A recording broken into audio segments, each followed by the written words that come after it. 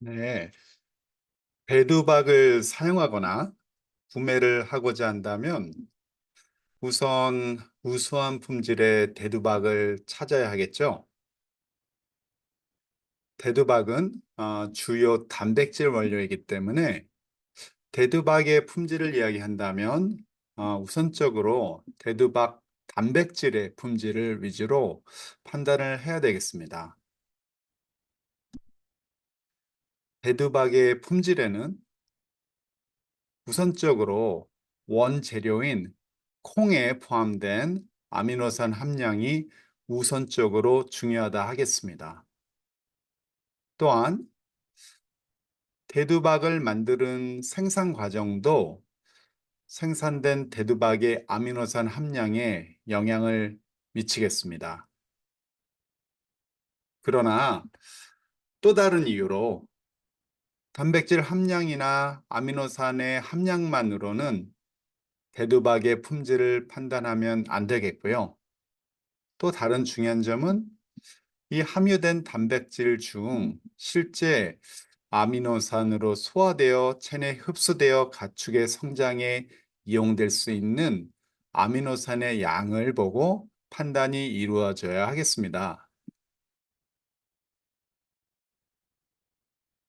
아미노산의 소화 흡수, 즉 이용률을 보여주는 지표로 우리가 표준 회장 소화율, 영어로는 Standardized Ileal Digestibility, 짧게는 SID라고 하는데요. 이 방법이 가장 보편적으로 쓰여지고 있습니다.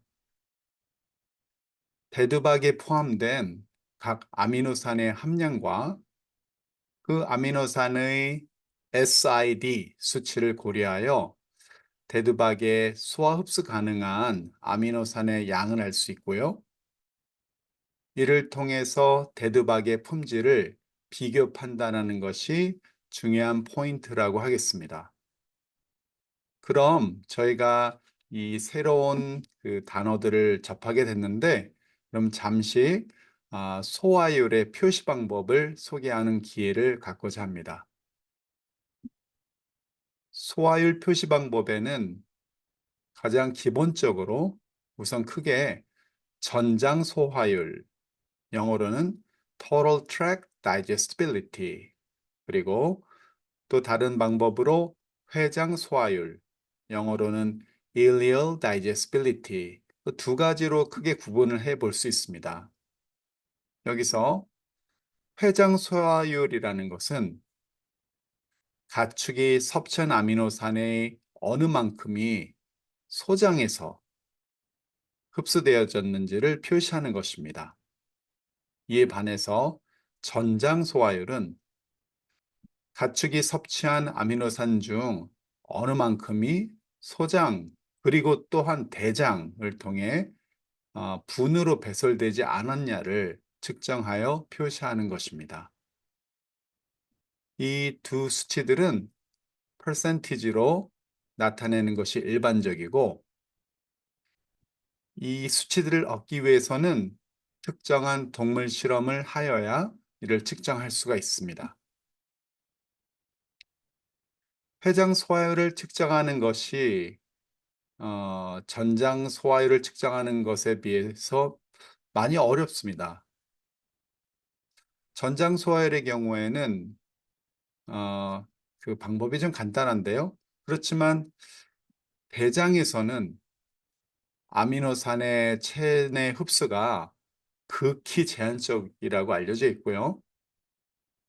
대장에 남은 거의 대부분의 아미노산들은 몸에 되는 것이 아니라 대장 안에 있는 미생물들에 의해서 이용되고 변성되어지기 때문에 대장을 제외한 소장에서만 일어난 소화 흡수를 측정하는 회장 소화율이 아미노산의 체내 이용 정도를 판단하는 가장 정확한 방법이라고 알려져 있습니다.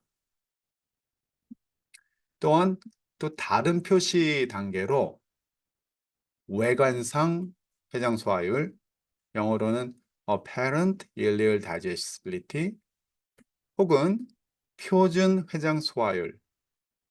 좀 전에 저희가 처음 소개한 단어이죠.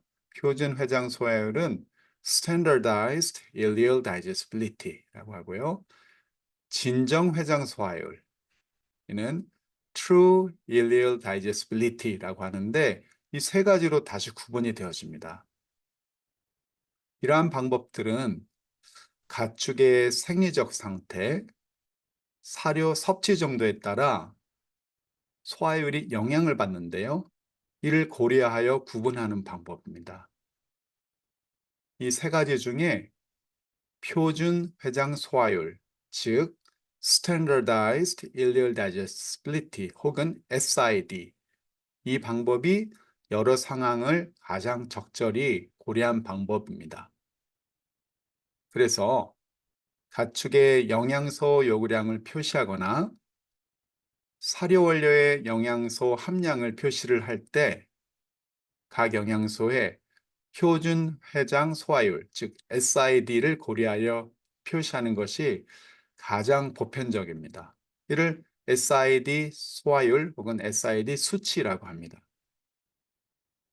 자, 그러면 소화율에 대해서 좀 알아봤습니다. 그럼 다시 돌아와서 대두빵 내 아미노산 함량에 대해 좀 더 말씀을 나누도록 하겠습니다. 대두빵 내 아미노산 함량은 앞서서 말씀드린 바와 같이 원재료인 콩의 품질에 우선적으로 영향을 받고요. 또한 대두박 생산 과정 중 콩기름을 얼마만큼 짜내느냐 혹은 콩의 껍데기, 즉 허를 얼마만큼 제거하느냐에 따라 또 아미노산 함량의 영향을 받을 수 있습니다. 한편 아미노산의 SID 수치는 대두박 생산 과정 중 여러 단계의 열 처리가 되어지는데 이 열 처리 정도에 따라서 영향을 또한 받게 됩니다. 열 처리가 충분하지 못한 경우에는 주로 콩 단백질에 포함되어 있는 항영양인자로 알려져 있는 항트립신 인자가 파괴되지 않게 되는데요. 그래서 단백질 전체 소화율 및 이용률의 저하를 일으키게 되고요. 이와는 반대로 열 처리가 너무 과대하게 된 경우에는 단백질 자체의 열 파괴로 아미노산도 파괴가 되거나 변성이 되면서 아미노산의 소화 이용률이 저하를 가져올 수 있습니다. 그러기에 열 처리에 적절한 정도가 필요하고요. 이를 위해서는 기술력이 중요하겠고요. 이러한 것들이 대두박 품질에 중요한 영향을 미친다 하겠습니다.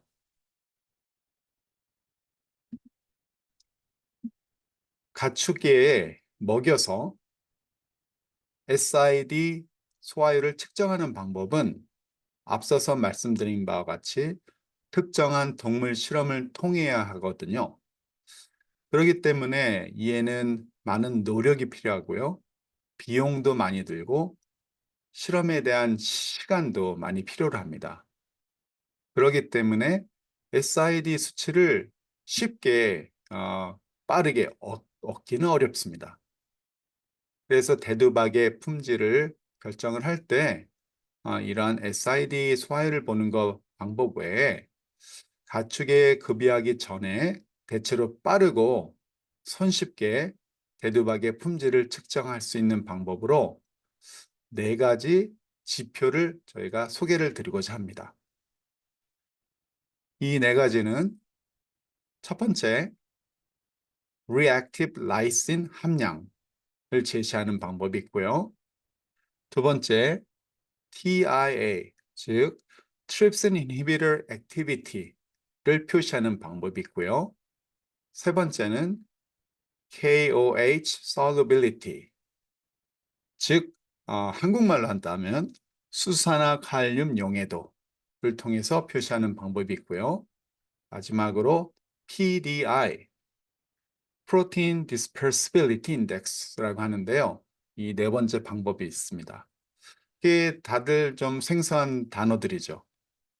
그래서 좀 길어지긴 하지만 이 각각의 방법에 대해서 좀 간략하게 알아보도록 하겠습니다.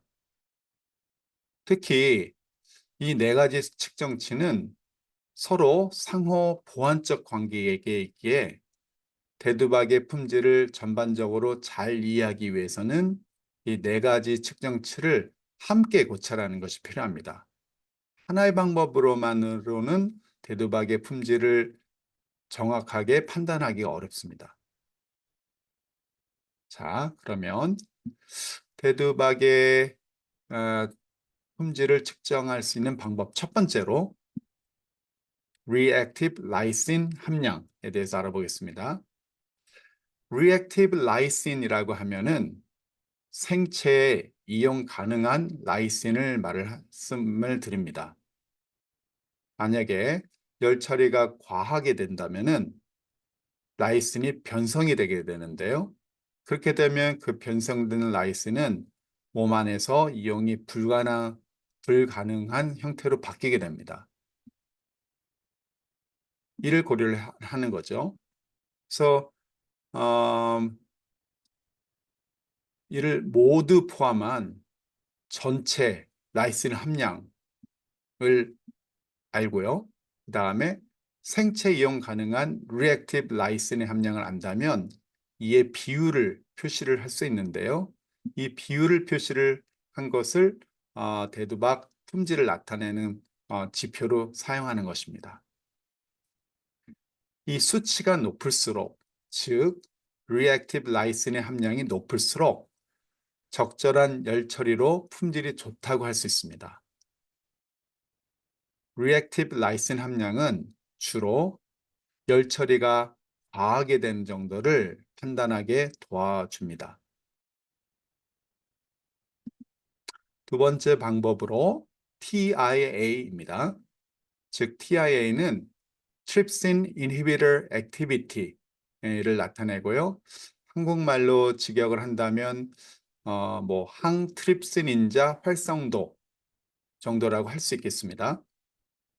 여기서 항트립신 인자는 항영양인자 중의 하나로 소장에서 단백질 소화를 저해시키기에 하는 주요 원인이기 때문에 저희가 감시해야 되는 대상입니다. 그러나 좋은 소식은 이 항트립신 인자의 대부분은 적절한 열 처리를 통해서 비활성화시킬 수 있습니다. 그러나 열 처리가 충분하지 못한 경우에는 이 TIA 수치가 높아지는 것을 볼 수 있고요. 이로 인해 단백질 소화율, 즉 아미노산 이용률이 떨어지게 됩니다. 적절하게 열 처리된 대두박의 경우에는 TIA가 0.25%보다 낮아야 합니다. 그리고 수치가 더 낮을수록 이 대두박의 품질이 좋다고 할 수 있습니다. 이 TIA 수치는 주로 열 처리가 충분하지 못한 정도를 판단하는 데 도움을 줍니다. 자, 그러면 세 번째 수치로 KOH solubility를 들 수 있습니다. 이는 역시 한국어로 직역한다면 수산화 칼륨 용해도 혹은 KOH 용해도라고 할 수 있겠습니다. 이 수치는 과대하게 열 처리된 여부를 알아내는 데 중요한 지표입니다. 적절하게 열 처리된 대두박의 경우에는 KOH solubility가 대략적으로 73에서 86% 정도로 나타나게 됩니다. 여기서 KOH solubility가 73%보다 또 낮은 경우에는 열 처리가 과다하게 되어 단백질 이용성이 떨어지는 경우를 보여주는 것입니다. 그래서 이 KOH solubility의 경우에는 열 처리가 바닥에 든 정도를 판단하게 도와주는 그런 지표입니다. 자, 그러면 네 번째로, 마지막으로, 그러나 가장 중요하기도 한 수치인데요. 이건 PDI입니다. 이는 Protein Dispersibility Index라고 하는데 한국어로 직역하기에 좀 어려움이 있지만요.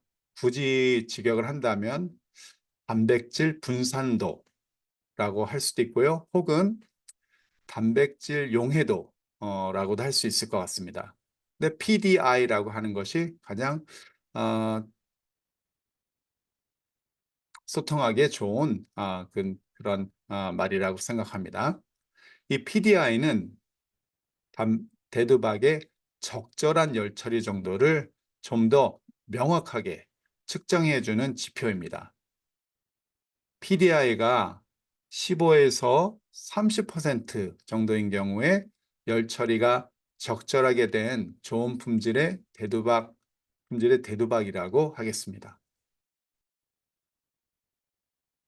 이렇게 이 네 가지 지표를 살펴보았는데요.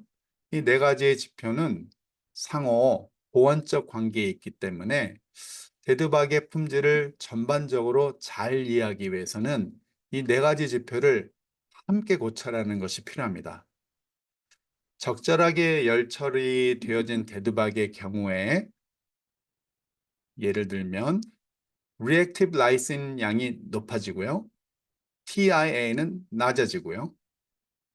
KOH 및 PDI는 적절한 지표를 보여줍니다. 이 지표들은 열 처리 과정에 매우 민감하게 변화하기 때문에 대두박 생산에 아주 정밀하고 축적된 기술을 필요로 하게 됩니다. 이를 통해서 고품질의 대두박을 생산하는 데 도움이 되겠죠.